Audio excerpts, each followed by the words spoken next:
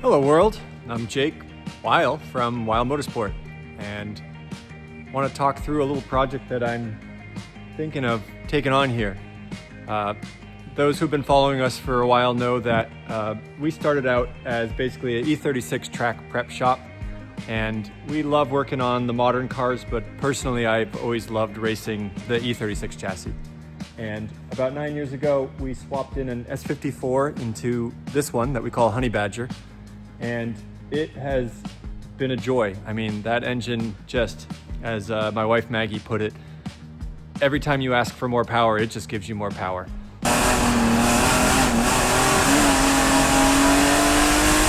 Throttle response is amazing, and if you leave it alone, the reliability is great. But the problem is, I can't leave it alone. I've been prepping the car for a time trial, a regional time trial series with Com Sports Car Club. Although the car was built originally for BMW CCA C-Mod, I've been enjoying just experimenting with things. This year, I wanted to push it a little bit more, so I bought some cams, and without putting in the right followers and components, I proceeded to blow the engine up. And I did rebuild it quickly so I could compete, but looking ahead now, I'm trying to figure out what I can do to get myself some more power out of this chassis. And there's a lot of options out there, and we've all been really impressed by the guys who are swapping the B46 and B48s into the chassis, and that's great. And I thought about doing it, but I thought first I should check to see what else is available. So I went on to Copart and been around here a second. I went in to see if there's any B58 motors, and lo and behold, wouldn't you believe it, there is a 2017 340i rear-wheel drive 6-speed rollover sitting in auction, and we were able to bid on it and win it. So here we go. So this is her. It didn't even come with a key. We had to have one cut by Evan Goyuk. Evan cut us a key, and luckily, she starts right up. Everything seems great. There's no damage to the engine compartment. So I want to talk about why I purchased this car specifically. And before I do, I'm going to talk about this one. 9 years ago, when I did the S54 swap, for various reasons, maybe because I'm stubborn, I like to figure out things on my own. What I did was I purchased an entire E46 M3, and I took out enough of the wiring harness and the immobilizer and the security system and the key that I was able to swap in this engine and get it running and take it to the track without needing anything unlocked. And now, years down the road, we've figured out how to do that. I work with Kassel Performance all the time. Right now, this engine has no EWS left on it. It's running their map conversion, but it's still the factory ECU. Now, if I was a competitive racer, I would buy a standalone computer, partner with a tuner, and I would have this thing running full standalone. But we're a small independent shop that mostly just does driving events. We don't do a lot of racing. So by jumping in and figuring out how to make the E46 components and electrical systems work in this chassis, we learned a lot about the E46. So here's my hope.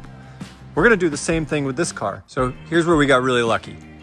This is a really rare car. I think they made 1,000 manual rear-wheel drive version of this car. If this car was in good condition, it would retail for $30,000. But we were very lucky to find a rollover with a branded parts-only title. And what we're gonna do is, we're not gonna just pull the motor and the transmission. We're gonna pull all of the cooling system, all of the wires on this side of the firewall. Then we're gonna start gutting the interior. We're gonna take the body harness, the body control module, the cluster, the sport button, the gas pedal. We're gonna take as much as we need to swap it over to the E36. Now, I'll give you some of the other plans that we're thinking here. Now, last year, or 2 years ago, when I was revising this, I decided to do a flat mounted radiator.